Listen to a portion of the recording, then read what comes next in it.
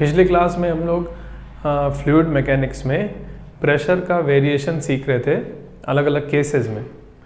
पहले था कि अगर कंटेनर एक्सिलरेट नहीं कर रहा हो, रेस्ट पे हो, तो प्रेशर कैसे वेरी करेगा। फिर था कि अगर वर्टिकली एक्सिलरेट करे तो प्रेशर का वेरिएशन कैसा होगा, है ना, इसमें रो जी प्लस ए इंटू एच आया था। फिर था कि हॉरिजॉन्टली एक्सिलरेट करे तो रो ए एल से वेरी कर रहा था हॉरिजॉन्टल डायरेक्शन में, और फिर दोनों डायरेक्शन में एक्सेलरेशन हो रहा हो, एक्स में भी कोई एक्सेलरेशन हो, वाई में भी कोई एक्सेलरेशन हो, तो कैसे क्वेश्चंस करते हैं, है ना। तो इस तरह के क्वेश्चंस हम लोग पिछले क्लास में कर रहे थे। अभी हम लोग उससे आगे बात करने जा रहे हैं अगला केस प्रेशर के वेरिएशन में, या ऐसे बोले सरफेस का इंक्लिनेशन कैसा होता है, ये सब पढ़ रहे थे। उसी में अगला केस ये है कि अगर container along with the fluid पूरा चीज़ पूरा सिस्टम घूम रहा हो कोई एंगुलर वेलोसिटी ओमेगा से, है ना। मान लीजिए कोई कंटेनर है, बीच में एक्सिस है, फ्लूइड था और पूरे सिस्टम को घुमा रहा है। तो जब फ्लूइड घुमाया जाता है तो उसका सरफेस कुछ ऐसा शेप का हो जाता है ना। तो पहले ये जो शेप है ये कैसा होता है, थोड़ा इसको समझने की कोशिश करते हैं। तो हम लोग क्या करने जा रहे हैं कि ये जो शेप है ना, पहले क्रॉस सेक्शन इसका कैसा होता है वो देखेंगे। क्रॉस सेक्शन कैसा होता है, तो ये इसका इक्वेशन डिराइव करने की कोशिश कर रहे हैं। देखिए ज़रा, मान लीजिए कि ये कंटेनर है, इसके अंदर फ्लूइड है और इस एक्सिस के अबाउट घुमाया जाता है, तो शेप ऐसा है सरफेस का। नहीं, क्रॉस सेक्शन देखेंगे तो ऐसा कुछ दिखेगा, पाथ। तो ये जो पाथ है इसका इक्वेशन लिखना चाहते हैं। तो देखो हम क्या कर रहे हैं, यहाँ ओरिजिन ले रहे हैं जहाँ पे बीच वाला पॉइंट है, और इधर एक्स एक्सिस, इधर वाई एक्सिस ले लिए, ठीक है। अब यहाँ कोई जनरल पॉइंट ले लेते हैं सरफेस पर, मान लो ये एक्स कॉमा वाई है ना। तो जब हम किसी भी पाथ का इक्वेशन लिख रहे होते हैं वो एक्स और वाई में रिलेशन होता है ना। तो हमको इसी एक्स और इसी वाई में रिलेशन लिखना है। तो देखो कैसे कर रहे हैं, ये सरफेस पर ये पॉइंट है, अगर इसका फ्री बॉडी डायग्राम बनाए, मान लो यहाँ एक पार्टिकल ले लेते हैं, उस पार्टिकल का फ्री बॉडी डायग्राम बना रहे हैं, तो नीचे की तरफ तो mg है। इसके अलावा सेंट्रीफ्यूगल फोर्स, क्योंकि ऐसे घूम रहा होगा, नहीं पूरे पूरा लिक्विड ही घूम रहा है ऐसे, तो ये पार्टिकल ऐसे घूम रहा है अगर, तो बाहर की तरफ सेंट्रीफ्यूगल कितना, इसका जो भी मास है m इंटू ओमेगा, ये वाला ओमेगा स्क्वायर, और इसका रेडियस, ये इतने रेडियस पे अभी घूम रहा होगा। जो x है, x कोऑर्डिनेट, वो इतना दूरी को तो कहेंगे ना, तो m ओमेगा स्क्वायर x, ये हो गया सेंट्रीफ्यूगल, ठीक है। चलिए अब हम चाहते हैं कि अगर ये पार्टिकल ऊपर या नीचे अगर स्लिप नहीं कर रहा है, ना ऊपर स्लिप कर रहा है ना नीचे, तो होगा ये कि इसका इधर खींचने वाला जो कंपोनेंट आएगा m omega square x force का, इधर खींचने वाला जो कंपोनेंट है, और mg का इधर खींचने वाला जो कंपोनेंट है, वो दोनों आपस में बैलेंस हो जाने चाहिए। तो देखो हम क्या कर रहे हैं, यहाँ पर एक टेंजेंट बना रहे हैं। मान लीजिए ये पाथ पर टेंजेंट बना लिए, ये एंगल मान लेते हैं थीटा है, तो ये एंगल भी थीटा होगा। तो m ओमेगा स्क्वायर x का इधर कॉस थीटा कॉम्पोनेंट आएगा, mg का इधर आएगा साइन थीटा कॉम्पोनेंट। तो m omega square x cos theta should be equal to mg sine theta, अगर हम चाहते हैं ये ऊपर और नीचे स्लिप ना करे। तो यहाँ से m कैंसिल हो जाएगा दोनों तरफ से, नीचे ले आए, tan theta is equal to omega square by G into X, ये आया। अच्छा, ये टेंजेंट है, और टेंजेंट x के साथ जितना एंगल बना रहा है उसका tan थीटा तो स्लोप होता है। तो ये जो हम लाए हैं ये स्लोप है, इसका मतलब slope is equal to this thing, omega square upon G X. और स्लोप को हम लोग dy बाई डी एक्स भी लिखते हैं, is equal to omega square upon G X हो गया। तो dx को दूसरे साइड ले जा रहे हैं, omega square upon G x D x हो गया। दोनों साइड को इंटीग्रेट कर लेते हैं। मान लीजिए कुछ 0 से x, 0 से y, तो y will be equal to omega square upon 2g x square, ये इक्वेशन आया, है ना।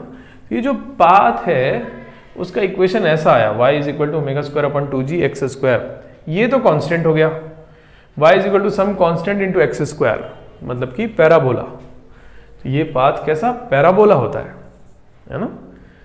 अच्छा, एक बात हो गई। अब देखो दूसरी बात, कि ऐसा 3D शेप, है ना, जिसका क्रॉस सेक्शन पैराबोला हो, उसको पैराबोलॉइड कहते हैं, वो उसका नाम है। जैसे कि ऐसा 3D शेप जिसका क्रॉस सेक्शन, बीच में से क्रॉस सेक्शन सर्कुलर हो, उसको स्फेयर कहते हैं, है कि नहीं। वैसे ही ऐसा 3D स्ट्रक्चर जिसका क्रॉस सेक्शन पैराबोला हो, उसको पैराबोलॉइड कहते हैं। तो ये जो शेप है ना, इसका नाम है पैराबोलॉइड, जो ऐसा वाटर हो जाता है। चलिए एक बात और, दूसरा ये फॉर्मूला हम लोग को याद रखना चाहिए कि शेप कैसा हो जाता है, उसका इक्वेशन ये है। अब इसकी मदद से हम लोग प्रेशर में वेरिएशन पता कर सकते हैं अलग अलग जगह पे। देखो कैसे।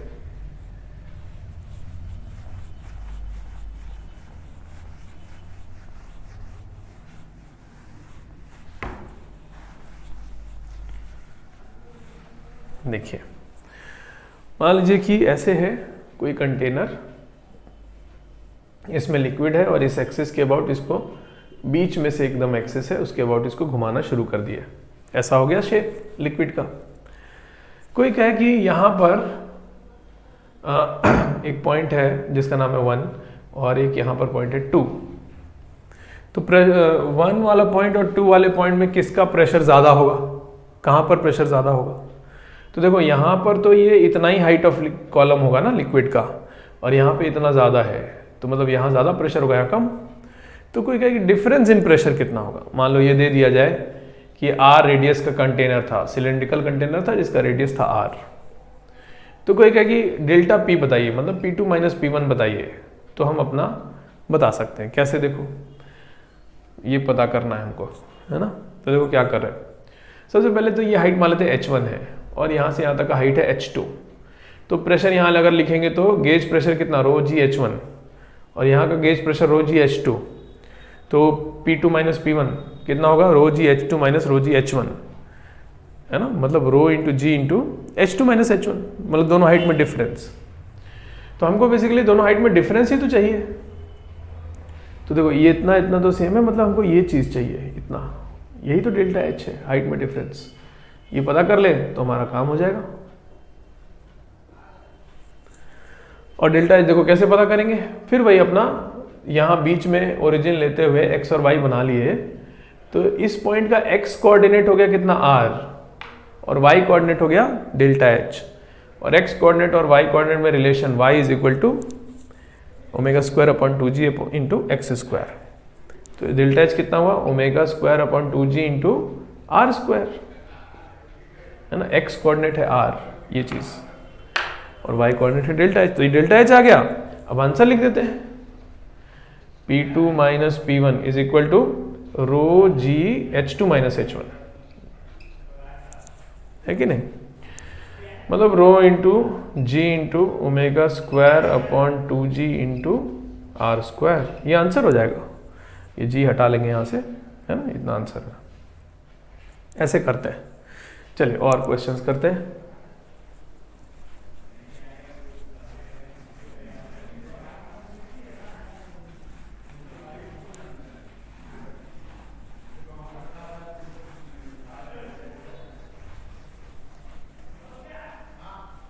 देखिए एक और क्वेश्चन कर रहे हैं, देखिए ज़रा। ये कोई ऐसा ट्यूब है,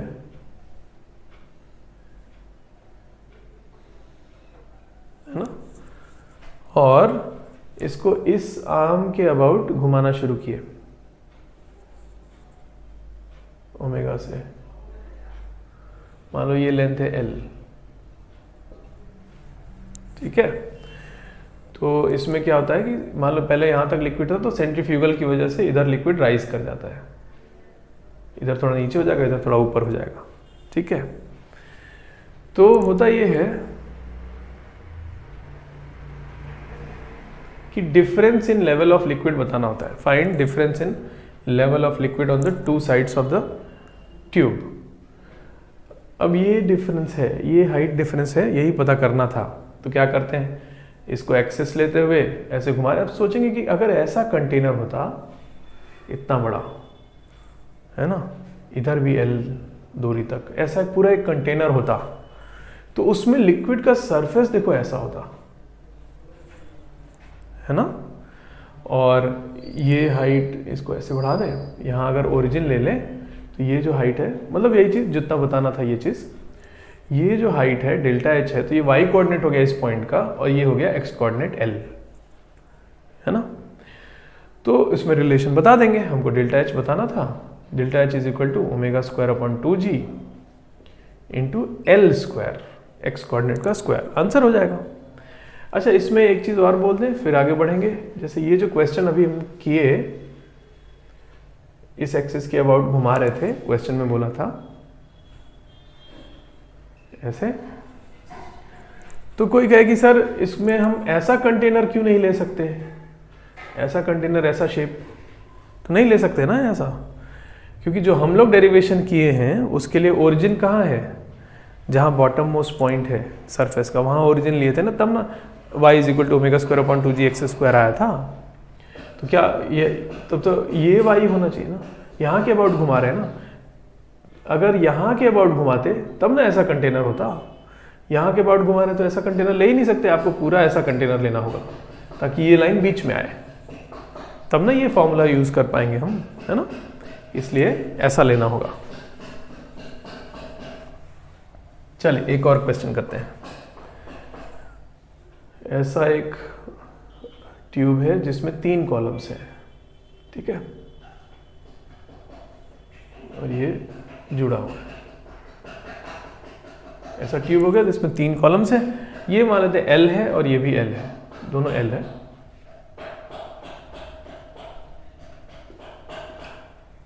है ना, और इसमें कुछ लिक्विड भर लिए और यहाँ के अबाउट घुमाना शुरू किए, बीच वाले कॉलम के अबाउट ओमेगा से घुमा रहे हैं। क्वेश्चन ये है कि ओमेगा कितना होना चाहिए, नहीं ओमेगा गिवन है, और अच्छा देखो, पहले जब नहीं घुमा रहे थे तो लिक्विड तीनों में सेम लेवल पे रहा होगा, और जब घुमाना शुरू किए तो बाहर आएगा, मतलब बाहर वाले कॉलम्स में लिक्विड राइज करेगा। क्वेश्चन लिखिए, find rise of liquid in one of the outer columns, किसी भी एक आउटर कॉलम में लिक्विड कितना राइज करेगा ये बताना है। तो चलो हम सॉल्व करते हैं, कैसे करना है देखो।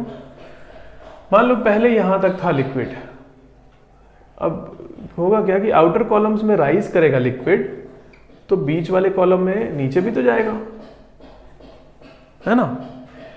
तो होता ये है कि अगर इसमें h हाइट राइज किया लिक्विड दोनों तरफ, तो बीच वाला 2h हाइट नीचे आएगा, है ना, क्योंकि लिक्विड का वॉल्यूम भी तो फिक्स होना चाहिए।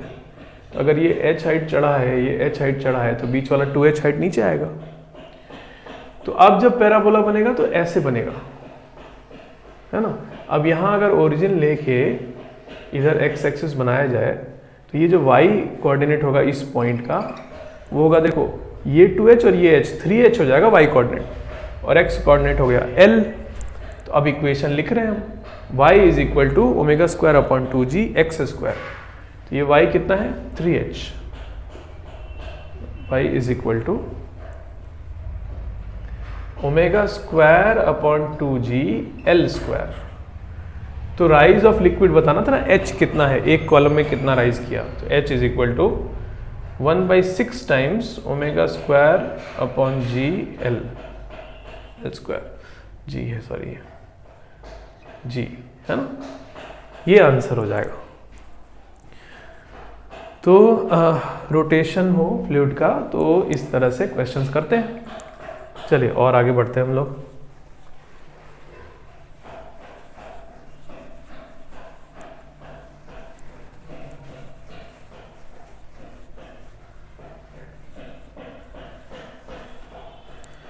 देखिए, 2 एपरेटस हैं जो हम लोग को सीखने होते हैं इसमें। एक एपरेटस का नाम है बैरोमीटर, एक होता है मैनोमीटर। तो क्या होते हैं ये देखा जाए।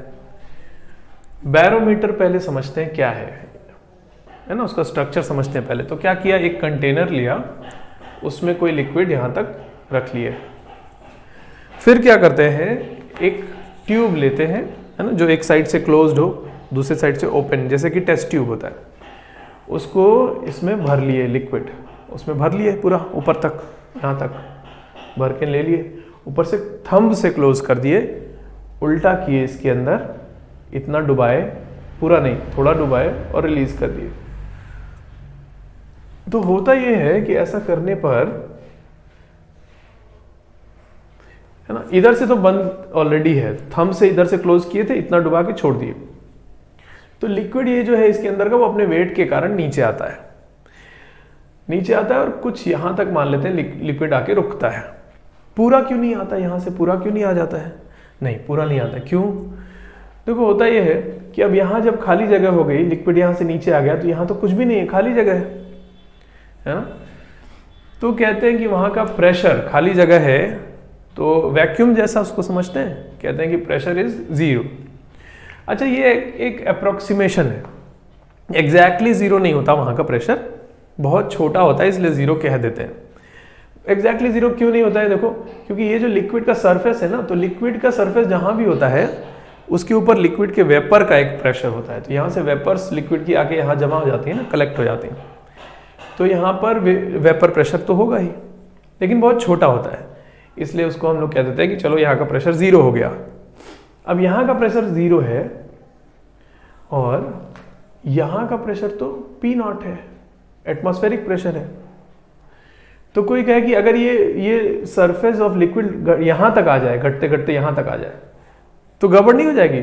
जस्ट यहाँ तो प्रेशर सेम होना चाहिए ना, यहाँ P0 है और यहाँ 0, कैसे सेम तो नहीं हुआ, गड़बड़ हो जाएगी। तो नहीं, ऐसा नहीं होता, इसलिए थोड़ा हाइट रह जाता है, इतना पूरा ये नीचे तक नहीं आ सकता, कुछ हाइट ऐसे रह जाएगा। अब 0 में प्लस इतना जोड़े ρgh तो इतने के बराबर हो जाए, ऐसा है, ऐसा होता है ना। तो मान लो ये h हाइट इतना कॉलम रह गया, लिक्विड का h हाइट ऑफ कॉलम इसमें रह गया, लिक्विड का कुछ डेंसिटी होगा ρ, तो हम यहाँ का प्रेशर और यहाँ का प्रेशर बराबर है, ऐसा इक्वेशन लिखने जा रहे हैं। यहाँ का प्रेशर कितना, तो 0 plus ρgh is equal to यहाँ का तो एटमॉस्फेरिक ही है P0, बराबर हो गया। तो ये इक्वेशन आ गया, P0 is equal to ρgh। तो ये एपरेटस यूज करके आपने अगर हाइट, ये h, ये क्या होता है ना, ये जो टेस्ट ट्यूब है ना, इस पे ऐसे मार्किंग्स बने रहते हैं, जिससे आप ये हाइट देख लो कि कितना है लिक्विड का। अब हाइट एक बार देख लिया, मेजर कर लिया, यहाँ पुट कर दिया ρgh में, तो P0 पता चल गया। तो ये बैरोमीटर यूज किया जाता है किस चीज के लिए? एटमॉस्फेरिक प्रेशर पता करने के लिए कि कितना है। तो इस तरह से एटमॉस्फेरिक प्रेशर P0 का वैल्यू पता चल जाता है इस एक्सपेरिमेंट से। तो बैरोमीटर है, ऐसा बना के ये लिख दीजिए और बनाइएगा, तो ऊपर हेडिंग जहां डाले थे ना बैरोमीटर, वहां लिख दीजिएगा used to measure atmospheric pressure. अच्छा, आगे एक चीज देखिए, इसी को हम कैसे लिख रहे हैं? h इज इक्वल टू लिख रहे हैं, तो ρg नीचे चला जाएगा, P0 अपॉन ρg, ठीक है। अब होता यह है कि इसी बैरोमीटर में अलग अलग लिक्विड लिए जा सकते हैं, तो कोई लिक्विड लेंगे हम, उसका डेंसिटी यहाँ पुट करेंगे, एटमॉस्फेरिक प्रेशर जितना है उतना रहेगा ही, तो अलग अलग लिक्विड का हाइट अलग अलग आएगा, इसका मतलब है ना। तो जिसका रो कम होगा उसका हाइट ज्यादा होगा, जिसका रो ज्यादा है उसका हाइट कम होगा। तो ये जो वैल्यू है ना P0 अपॉन ρg, है ना, ये इसको कहते हैं, ये इस लिक्विड का बैरोमेट्रिक हाइट है। बैरोमेट्रिक हाइट मतलब बैरोमीटर में जब रखेंगे तो इतने हाइट तक कॉलम रहेगा। तो अलग अलग लिक्विड का बैरोमेट्रिक हाइट अलग अलग होता है, ये भी उस लिक्विड का प्रॉपर्टी होता है ना। जैसे कि डेंसिटी रो किसी लिक्विड का प्रॉपर्टी है ना, कि उस लिक्विड का इतना डेंसिटी, इस लिक्विड का इतना। सिमिलरली बैरोमेट्रिक हाइट भी लिक्विड का प्रॉपर्टी होता है कि इस लिक्विड का इतना, इस लिक्विड का इतना। कई बार क्या ऐसे भी क्वेश्चंस में मिलता है कि अगर किसी क्वेश्चन में आपको डेंसिटी ऑफ लिक्विड की जरूरत है तो डायरेक्टली डेंसिटी ना बता के बैरोमेट्रिक हाइट बता देते हैं क्वेश्चन में, तो आप डेंसिटी पता कर लोगे। ये हाइट दे दे अगर, तो P0 upon ρg is equal to ये हाइट करके रो का वैल्यू पता कर लेंगे, है ना। तो ये बैरोमेट्रिक हाइट है। अब जैसे कि अगर वाटर ले लें इसके अंदर, तो ये एटमॉस्फेरिक प्रेशर अराउंड 10⁵ न्यूटन पर मीटर स्क्वायर होता है। वाटर का डेंसिटी होता है अराउंड 1000 kg पर मीटर क्यूब, ऐसा यूनिट में। तो ये हो गया 1000 इंटू 10, ये हो गया 10⁴, ऊपर है 10⁵, तो मिलेगा कितना 10। तो बैरोमेट्रिक हाइट आ गया 10 मीटर। मतलब अगर पहले तो ये एक्सपेरिमेंट करना है, अगर वाटर लिए हैं तो ये ट्यूब लेना पड़ेगा 10 मीटर से ज़्यादा नहीं, तब ना उतना कॉलम दिखेगा उसमें। तो और उसका हाइट आएगा कितना 10 मीटर। वो उतना प्रैक्टिकल नहीं है। अगर मान लो हमको ये करना होता कि एटमॉस्फेरिक प्रेशर पता करना है, कोई लिक्विड लेना है, तो हम हल्का लिक्विड नहीं लेंगे, नहीं, हम भारी से भारी लिक्विड लेंगे ताकि छोटे लेंथ ऑफ ट्यूब में ही हमारा काम चल जाए। वाटर लेंगे तब 10 मीटर लंबा ट्यूब ही लेना पड़ेगा, है कि नहीं? नहीं, तो भारी लिक्विड लेते हैं, मरकरी ले लेते हैं, Hg मरकरी ले लेंगे ताकि कम हाइट में ही काम हो जाए। चलिए, तो ये तो हो गया बैरोमेट्रिक हाइट और बैरोमीटर के बारे में बात किए। एक होता है मैनोमीटर। मैनोमीटर क्या होता है? तो अननोन गैस कोई है तो उसका प्रेशर मेजर करने के लिए मैनोमीटर यूज होता है। कैसे? तो एक चेम्बर होता है, उसमें वही गैस भर दी जाती है जिसका प्रेशर मेजर करना है, फिर उसके बाद उसको एक अपने डिवाइस से कनेक्ट करते हैं। तो जो डिवाइस है वो कुछ इस तरह का है, ऐसा शेप का होता है, इसका नाम है मैनोमीटर। और इसमें कोई लिक्विड यहाँ से यहाँ तक भर देते हैं, है ना। अब जब कोई गैस इसमें भर के ले आएंगे, मान लो उस गैस का प्रेशर है P1, तो उस प्रेशर की वजह से इस साइड का लिक्विड नीचे दबता है। ये साइड का लिक्विड यहाँ तक आ गया, इस साइड का लिक्विड राइज कर जाता है इधर, है ना। तो ये जो लिक्विड है इसके दोनों साइड में लेवल में डिफरेंस आ जाता है। मान लो ये लेवल में डिफरेंस है H, तो ये मेजर मार्किंग्स बनी रहेंगी, मेजर कर लेते हैं हाइट में डिफरेंस कितना हुआ। अब इसका प्रेशर तो है P1, तो यहाँ पे प्रेशर है P1 और यहाँ पे प्रेशर है P0, एटमॉस्फेयर से ओपन है ये तो, और यहाँ पर सेम होना चाहिए। तो P1 इज इक्वल टू यहाँ का प्रेशर कितना, P0 plus rho GH। P1 is equal to P0 plus rho GH। तो इस तरीके से P1 पता कर लेते हैं। अननोन गैस कोई इसमें है उसका प्रेशर पता कर लेते हैं। तो मैनोमीटर हेडिंग डाल के उसके साथ में लिखिएगा to find pressure of an unknown gas, और ऐसा डायग्राम बना के ये इक्वेशन लिख दीजिएगा। चलिए, अच्छा, तो ये बात हुई बैरोमीटर और मैनोमीटर की। अब नेक्स्ट जो हम लोग सीखने जा रहे हैं चीज़, वो है आर्किमिडीज प्रिंसिपल। तो फ्लूइड मैकेनिक्स से सबसे ज़्यादा क्वेश्चन इसी टॉपिक से आते हैं, आर्किमिडीज प्रिंसिपल के बारे में, है ना। तो क्या है, सीखा जाए सबसे पहले तो। लेकिन आर्किमिडीज प्रिंसिपल पढ़ने से पहले वो प्रिंसिपल किस बारे में है, वो है बॉयंट फोर्स के बारे में। तो पहले बॉयंट फोर्स समझते हैं, तब आर्किमिडीज प्रिंसिपल लिखेंगे। पहले हेडिंग डालिए बॉयंट फोर्स।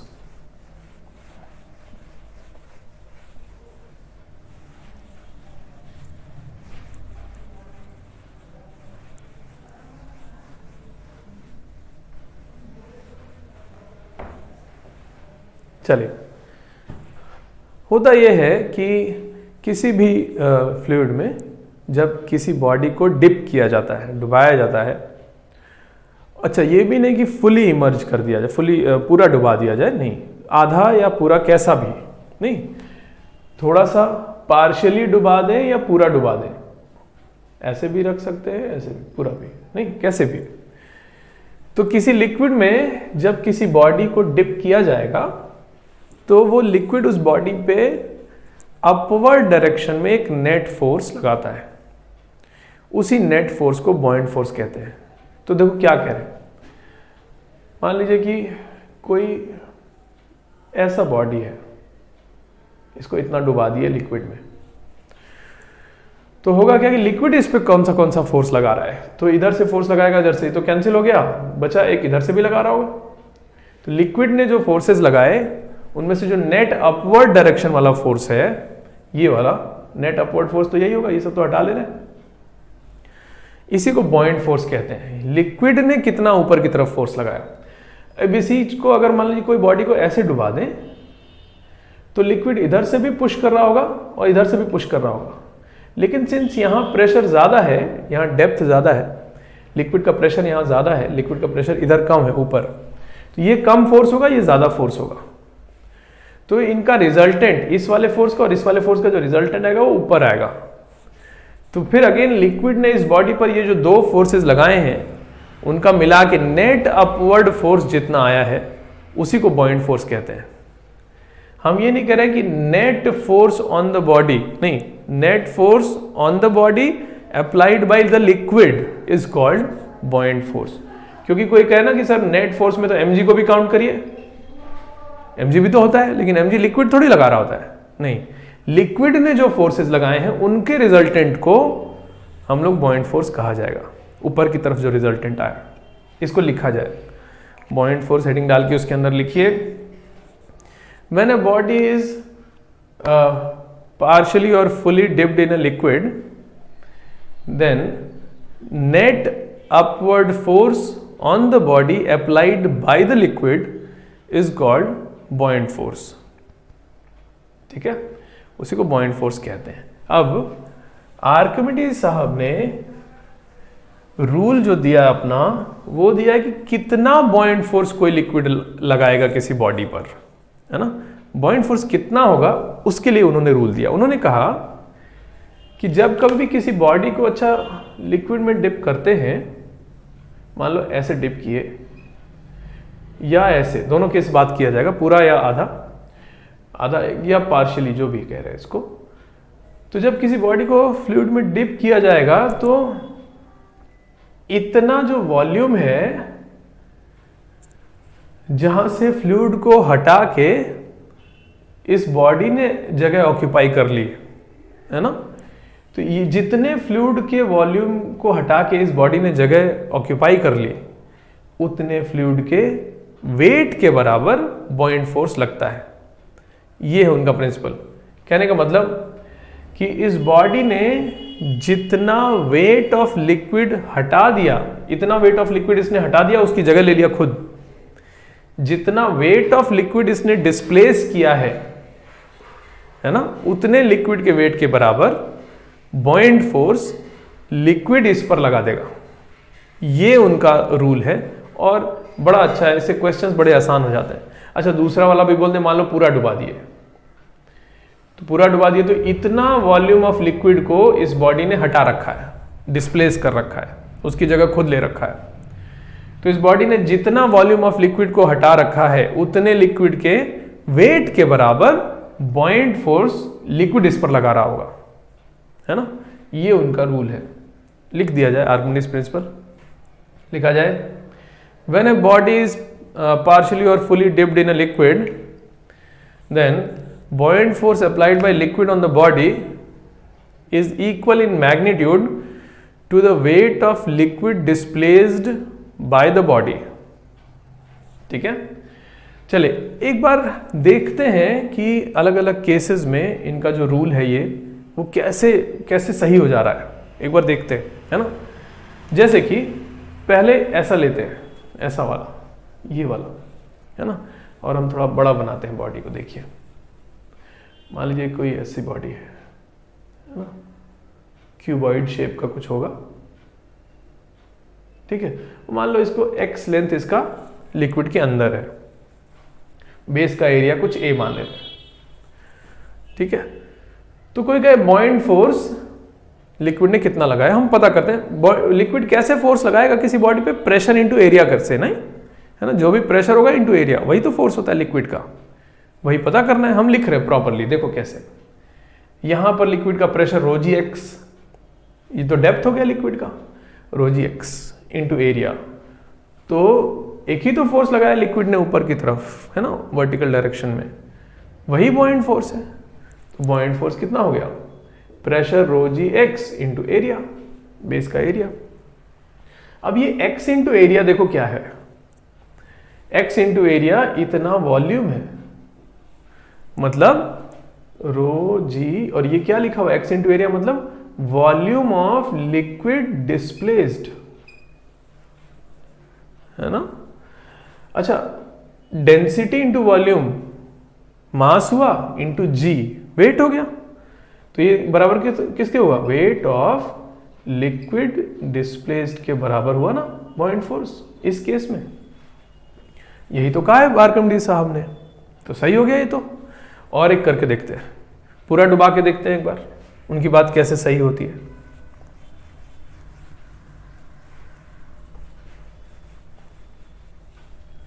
मान लीजिए कि ऐसे है कोई बॉडी, पूरा डुबा दिए, यहां से x और ये h है मान लेते हैं, और एरिया, बेस का एरिया a, ये सरफेस का डेप्थ है h, ये वाले सरफेस का डेप्थ h है, सॉरी x है, तो इस पर लिक्विड दो फोर्स लगा रहा, इधर से भी फोर्स लगा रहा होगा और इधर से भी नहीं। तो कोई कहे बॉयंट फोर्स कितना होगा, तो हम कहेंगे ये वाला फोर्स माइनस ये वाला फोर्स। लिक्विड ने जो नेट फोर्स लगाया उसी को बॉयंट फोर्स कहते हैं। तो ये वाला फोर्स माइनस ये वाला लिखते हैं, पहले ये वाला लिखते हैं कितना, तो यहाँ का हाइट डेप्थ कितना है h प्लस एक्स, तो रो जी h प्लस एक्स प्रेशर हुआ इंटू एरिया, इतना ये वाला फोर्स हुआ, माइनस ये वाला फोर्स, माइनस कर दे इधर से कितना, तो डेप्थ है x, तो रो जी एक्स प्रेशर हुआ, rho g x into area, pressure into area force हो गया। तो पॉइंट फोर्स आ गया, सॉल्व कर रहे हैं तो रो जी एक्स ए वाला टर्म तो दोनों में कैंसिल हो जाएगा, बचेगा क्या, रो जी एच इंटू एरिया। अब h इंटू एरिया क्या है, ये h इंटू एरिया, ये पूरा वॉल्यूम हुआ, मतलब क्या, वॉल्यूम ऑफ लिक्विड डिस्प्लेस्ड है ना, उतना ही लिक्विड को तो हटा रखा है इस ब्लॉक ने। This is equal to rho into ji into volume of liquid displaced, है ना। और फिर वही density of liquid into volume of liquid, ये हो गया मास इंटू जी, वेट हो गया, this is equal to weight of liquid displaced, है कि नहीं। तो ये हो गया पॉइंट फोर्स, है कि नहीं। अच्छा अब एक चीज समझिए, देखो क्या कह रहे, हम लोग को जब हम लोग अभी हम लोग क्या कर रहे थे, दो जो किए हैं हम लोग ये देख रहे थे कि हाँ आर्किमिडीज साहब का प्रिंसिपल देखो हर जगह सही होता है, और देख रहे थे कि कैसे उनका प्रिंसिपल देखो सही हो रहा है दोनों जगहों पे, है ना, दोनों केसेस में।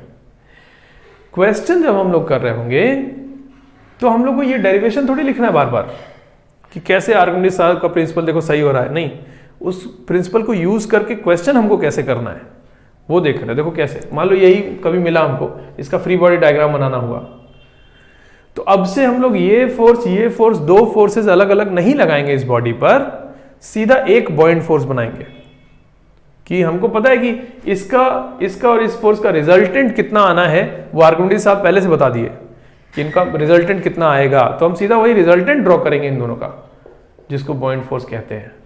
उसके अलावा फ्री बॉडी डायग्राम बना रहे हैं, mg भी होगा, तो ये हो गए फोर्सेस, एक ये बस।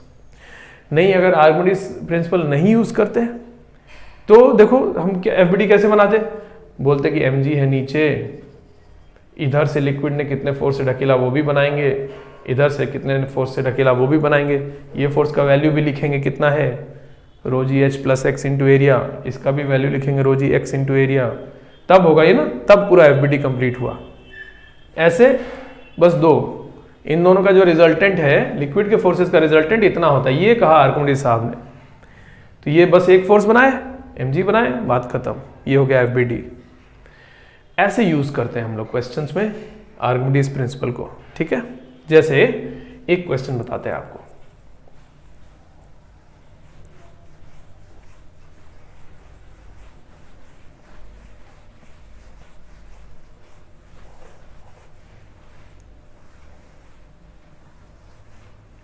देखो एक और चीज, मान लो ये कोई कंटेनर है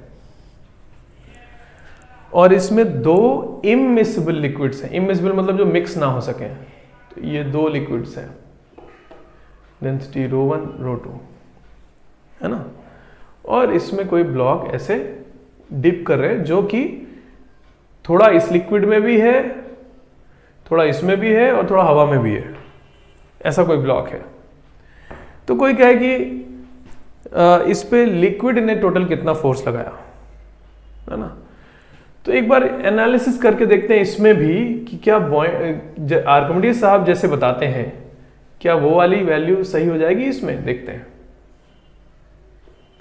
आर्किमिडीज साहब का तरीका तो बड़ा आसान है, कहा कि जितना लिक्विड का वेट डिस्प्लेस हुआ है उतना ही नेट लिक्विड का फोर्स होगा ऊपर की तरफ, मतलब ये वेट ऑफ लिक्विड, इस लिक्विड का इतना, इस लिक्विड का इतना, दोनों वेट मिला देंगे तो आंसर होना चाहिए, ऐसा आर्किमिडीज साहब कहते हैं। लेट अस सी, चेक करते हैं एक बार। तो ये वाला लिक्विड तो ऐसे इधर की तरफ पुश कर रहा है और इधर की तरफ पुश कर रहा है, तो ये फोर्स तो कैंसिल ही हो गया, बचा ये लिक्विड इधर से पुश कर रहा होगा, यही तो आएगा ऊपर की तरफ फोर्स। मान लो ये कुछ H1 हाइट है और ये H2 है, तो यहाँ पर प्रेशर कितना होगा? तो इधर से आके लिखते हैं, तो गेज प्रेशर लिख रहे हैं। चलो यहाँ से यहाँ तक आए, रो1 GH1 प्लस रो2 GH2, यहाँ का प्रेशर हो गया। तो यहाँ से लिक्विड ऐसे पुश कर रहा होगा, है ना, कितने से? रो1 GH1 प्लस रो2 GH2, इतने फोर्स इंटू एरिया कर दें, इतने फोर्स से यहाँ से नीचे वाला लिक्विड ऊपर धकेल रहा होगा, और यही बुओयेंट फोर्स हो गया, क्योंकि ये वाला लिक्विड तो नेट फोर्स 0 हो गया ना, इधर से कैंसिल। यही बुओयेंट फोर्स होना चाहिए। देखें आगे बढ़े, इसको अंदर ले जा रहे थे, ये हो गया rho one into A into H1 into G plus rho two into A into H2 into G। A into H1 area of cross section into ये हाइट, ये वॉल्यूम हुआ ना A इंटू H1 इंटू रो1, मतलब इतने लिक्विड का मास इंटू G, ये wait of liquid 1 displaced है, plus A into H2 मतलब ये वाला वॉल्यूम इंटू रो2, मास हो गया नीचे, जितना नीचे वाला लिक्विड डिस्प्लेस हुआ उसका मास, इंटू G, तो ये वेट ऑफ लिक्विड 2 डिस्प्लेस्ड हुआ। वही तो आर्किमिडीज साहब कहते हैं कि दोनों के वेट ऑफ लिक्विड डिस्प्लेस के बराबर टोटल वेट ऑफ लिक्विड कितना डिस्प्लेस हुआ है उतना ही बुओयेंट फोर्स होता है। आंसर हो जाएगा। तो अगर हम ये सब डेरिवेशन का चक्कर ही हटा देंगे अब से, जब हमको इसके ऊपर फोर्सेस बनाने होंगे तो सीधा बुओयेंट फोर्स एक बनाएंगे, इतना सीधा आंसर लिखेंगे। हम आपसे कह रहे थे ना कि इसको यूज करके देखो, दिखा रहे हैं एक जगह, रुको दिखाते हैं। ऐसा क्वेश्चन देखिए, मान लीजिए कि ये कोई स्फीयर है और दो इमिसिबल लिक्विड्स में ऐसे डूबा हुआ है। इधर है लिक्विड 1 जिसका डेंसिटी है रो1, इसका डेंसिटी है रो2, ठीक है। अब इसमें कोई पूछे कि इसका एफबीडी बनाना चाहते हैं स्फीयर का, तो mg नीचे हो गया, लिक्विड ने कितना फोर्स लगाया, ये लिक्विड भी ढकेल रहा है, ये लिक्विड भी ढकेल रहा है, ये वाला लिक्विड ऐसे पुश कर रहा होगा इधर की तरफ, और ये वाला लिक्विड ऐसे पुश कर रहा होगा। ऑब्वियसली नीचे प्रेशर ज्यादा होता है तो ये फोर्स ज्यादा होगा, नेट ऊपर की तरफ फोर्स आएगा। कितना आएगा? तो सॉल्व करने चलेंगे तो फंस जाएंगे, नहीं वो सब नहीं करेंगे, आंसर सीधा लिखेंगे हम। तो आर्किमिडीज साहब का प्रिंसिपल यूज कर लेते हैं। आर्किमिडीज प्रिंसिपल कहता है weight of liquid 1 displace plus weight of liquid 2 displace, total buoyant force आ जाएगा। तो एफ बी ऊपर बनाएंगे, नीचे mg बनाएंगे, एफबीडी बनाने को कहा गया है अगर, तो एफ बी कितना लिखेंगे? दिस इज इक्वल टू, मान लो क्वेश्चन में बोला है कि आधा आधा डूबा है, तो एफ बी कितना हुआ? वॉल्यूम बाई टोटल वॉल्यूम का अपॉन 2, आधा ऊपर है, into rho one into g plus weight of liquid 2 displaced, v by 2 into rho two into g. हो गया, सीधा आंसर लिख देंगे, weight of liquid 1 displaced plus weight of liquid 2 displaced, ये पूरा बुओयेंट फोर्स हो गया। तो आर्किमिडीज प्रिंसिपल हम लोग सीखे कि क्या होता है और क्वेश्चंस में कैसे यूज करना है। चलिए कुछ क्वेश्चंस करते हैं आर्किमिडीज प्रिंसिपल पर। देखिए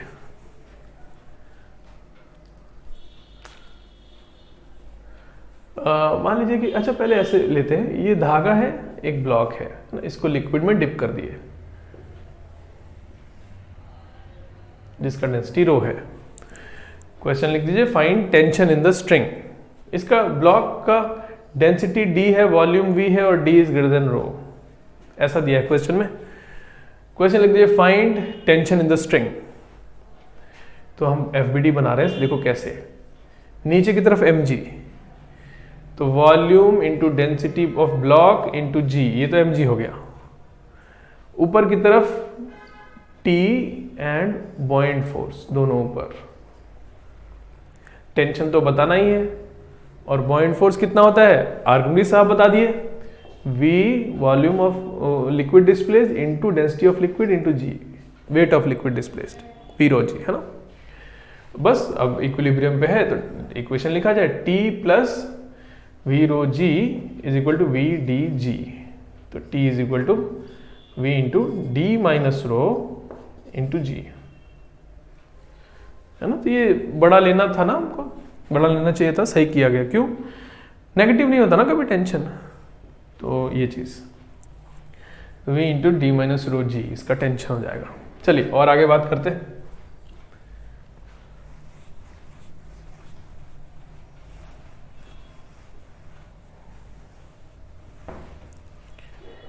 देखिए मान लीजिए कि ऐसा कोई हेमिस्फेरिकल कंटेनर, हेमिस्फेरिकल बोल है, बोल नहीं, हेमिस्फेयर, सॉलिड हेमिस्फेयर ना, भरा हुआ है पूरा।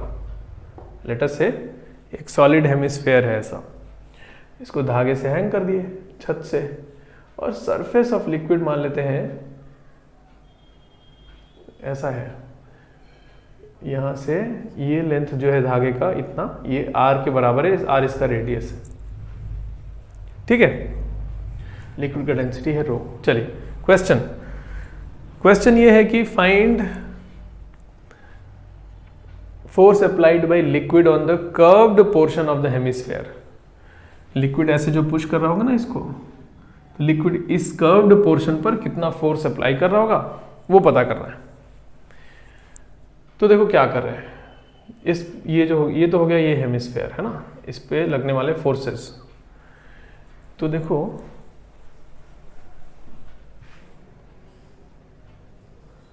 mg नीचे की तरफ होगा, डेंसिटी इसका दिया नहीं है।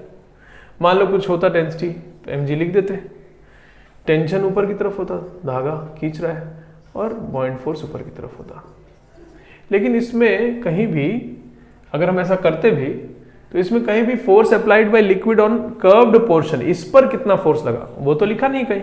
ये जो लिखा है FB वो तो net force applied by liquid है, तो इसका FBD बना के कोई फायदा नहीं होने वाला। फ्री बॉडी डायग्राम बना दिए सारे फोर्सेस, लेकिन इससे कुछ खास फायदा नहीं हुआ, कुछ और सोचा जाए। दूसरा देखो क्या सोच रहे हैं, हमको ये पता है कि लिक्विड इस बॉडी पे टोटल कितना फोर्स लगा रहा होगा। लिक्विड इधर से भी बॉडी को पुश कर रहा होगा ऐसे, और ऊपर वाले सरफेस को ऐसे ढकेल रहा होगा। तो ये ऊपर से जितना फोर्स लगा रहा है लिक्विड और ये नीचे से जितना फोर्स लगा रहा है लिक्विड, उनका रिजल्टेंट कितना होने वाला है ये हमको पता है आर्किमिडीज प्रिंसिपल से, वेट ऑफ लिक्विड डिस्प्लेस के बराबर। प्लस यहां से लिक्विड कितना फोर्स लगा रहा है वो पता कर सकते हैं, वो बड़ा आसान है। क्यों? ये फ्लैट सरफेस है ना, तो यहां प्रेशर इंटू एरिया कर देते हैं। प्रेशर तो यहां से यहां तक एक ही होगा। कितना प्रेशर होगा लिक्विड का? ये R है और ये R और नीचे, मतलब 2R नीचे, रो जी इंटू 2R। तो रो जी इंटू 2R हाइट हो गया into pi R square.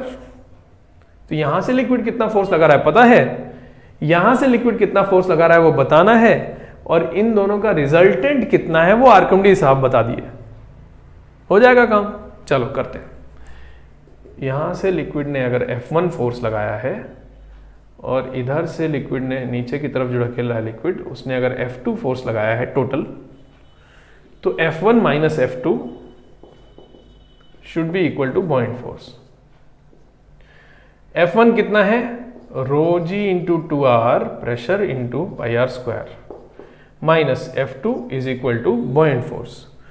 बॉइंट force कितना होगा? वेट ऑफ लिक्विड डिस्प्लेस के बराबर। तो इतना वॉल्यूम ऑफ लिक्विड डिस्प्लेस्ड है कितना? तो 2/3 pi R cube, 2/3 pi R cube, इतना वॉल्यूम ऑफ लिक्विड डिस्प्लेस्ड है into density into G, weight of liquid displace हो गया है ना। F2 को इधर ले जाते हैं, इसको इधर, आंसर आ जाएगा। तो F2 इज इक्वल टू, ये हो गया रो जी पाई R क्यूब 2 माइनस 2/3 है ना, इधर चला जाएगा। तो कितना? 6 माइनस 2 4/3 टाइम्स रो g into pi R cube है ना।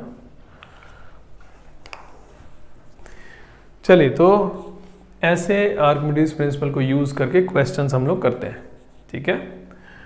और क्वेश्चंस अब हम लोग नेक्स्ट क्लास में किया जाएगा। आज का लेक्चर यहाँ पे फिनिश करते हैं।